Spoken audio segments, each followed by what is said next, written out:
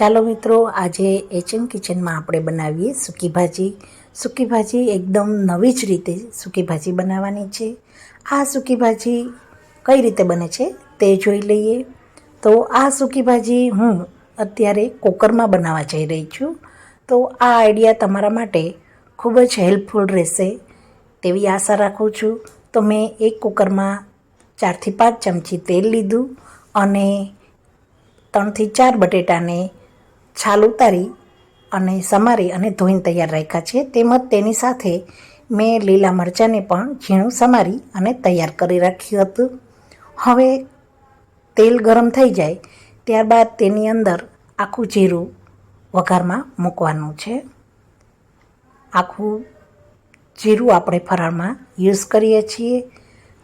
તો જીરું થોડું સતળાઈ જાય ત્યારબાદ મીઠા લીમડાના પાન એડ કરીશું.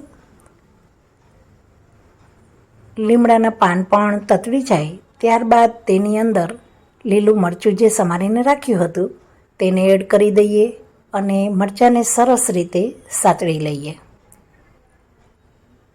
લીલા મરચાં સરસ સતળાઈ જાય ત્યારબાદ જે બટેટાના પીસ કરીને આપણે રાખ્યા છે તેને એકદમ સરસ ધોઈ અને ત્યારબાદ તેને એડ કરી દઈશું.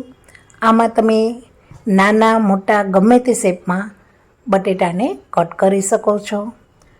પરંતુ મિત્રો, અહીં એક વસ્તુ ખાસ ધ્યાન રાખવાની કે આ બટેટાને અહીં તેલમાં 1 થી 2 મિનિટ સરસ રીતે સાતળવા દેવાના.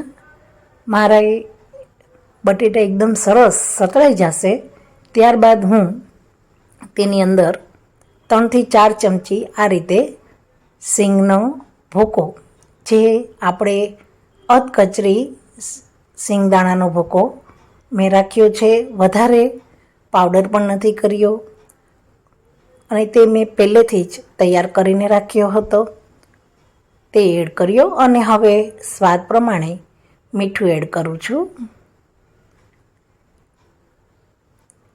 બને ત્યાં સુધી મિત્રો મેં ફરાળમાં યુઝ થાય તેવા જ મસાલા એડ કર્યા છે. તો પણ તમે આમાંથી કોઈ પણ મસાલા ના લેતા હોય તો તેને તમે સ્કીપ પણ કરી શકો છો. અહીં 1 લીંબુનો રસ હું એડ કરું છું અને 2 ચમચી ખાંડ એડ કરું છું. ખાંડ એડ કર્યા બાદ હું અહીં તીખાશ માટે 1 થી 1.5 ચમચી જેટલું તીખાનો પાવડર એડ કરું છું. તો મિત્રો, તમે તીખાનો પાવડર એડ કરવા ના માંગતા હોય તો તેની જગ્યાએ લાલ મરચું પાવડર પણ લઈ શકો છો. અને હળદર ફરાળમાં લેતા હોય તો હળદર પણ તમે યુઝ કરી શકો છો. તો તીખાનો ભૂકો હવે લઈ લઈએ અને ત્યારબાદ સરસ મિશ્રણને ચમચાની મદદથી મિક્સ કરી લેશું અને ચલાવી લેશું.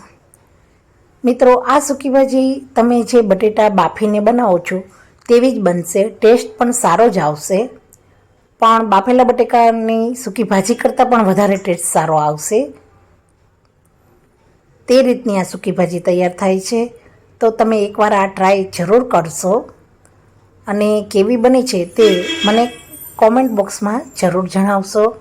હવે અહીં એક વસ્તુ ખાસ ધ્યાન રાખવાની છે કે જે પાણી એડ કરીએ છીએ, મેં અહીં 1 ચમચા જેટલું જ પાણી એડ કર્યું છે કે કુકરમાં આ રીતે નીચેની સરફેસમાં પાણી પહોંચી જાય તેટલું જ એડ કરવાનું છે. વધારે પડતું પાણી એડ નથી કરવાનું, જેથી આપણે જે બટેટાનું શાક કરતા હોય છે તેઓ નહીં થાય. માટે ખાસ પાણીનું અહીં ધ્યાન રાખવાનું. ત્યારબાદ તેની 2 વિસલ આવે ત્યાં સુધી કુકરને ગેસ ઉપર થવા દેવાનું છે. કુકર પૂરેપૂરું ઠરી ગયું છે મારું અને ત્યારબાદ હું તમને બતાવું છું તો સૂકી ભાજી એકદમ સરસ તૈયાર થઈ ગઈ છે. તો તમે જોઈ શકો છો કે આ સૂકી ભાજીમાં ક્યાંય જ પાણીનો ભાગ નથી. બટેટા વધારે એકદમ ક્રશ થઈ ગયા. તો પણ બટેટાને આપણે પ્રેસ કરીએ તો બટેટા ચડી પણ ગયા છે અને એકદમ સરસ છુટ્ટી સૂકી ભાજી બની છે. તો મિત્રો, આ રીતે મારી તો સૂકી ભાજી તૈયાર થઈ ગઈ છે. તો તેને સર્વિંગ પ્લેટમાં હું લઉં છું. તો તમે આ સૂકી ભાજી ક્યારે બનાવો છો તે મને કોમેન્ટ કરી અને જરૂર કહો. તેમજ મારી ચેનલને લાઈક કરી દો, શેર કરી દો અને નવા આવ્યા હોય તો સબસ્ક્રાઈબ અચૂક કરી દો. તો મિત્રો, મેં તો ફટાફટ સૂકી ભાજી બનાવી દીધી છે. હવે તમે બનાવો અને ઘરના સર્વને નવો ટેસ્ટ આપો. ફરી મળીશું HM કિચનમાં નવા આઈડિયા સાથે. Thank you.